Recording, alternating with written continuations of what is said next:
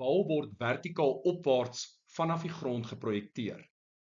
Dit keer na die grond terug, maak 'n elastiese botsing met die grond en bons dan tot 'n maksimum hoogte.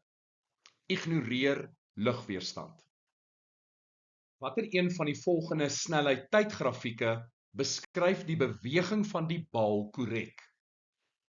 Die korrekte antwoord is A.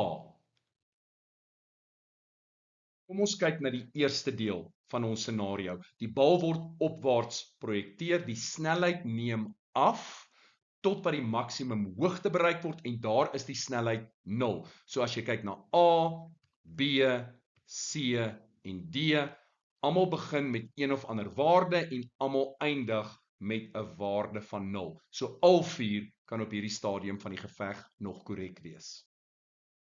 Nou kyk ons na die tweede deel. Maksimum hoogte terug na die grond toe.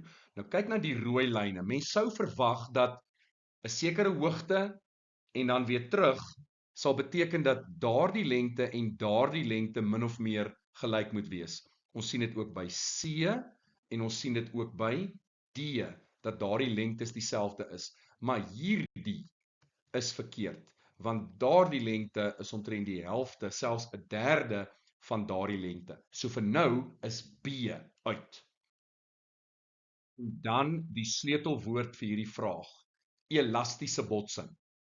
Die kinetiese energie bly dus behoue en dit beteken die snelheid voor die botsing moet dieselfde wees as die snelheid na die botsing, net in 'n ander rigting. En slegs A voldoen aan laasgenoemde vereiste en dus is die korrekte antwoord A.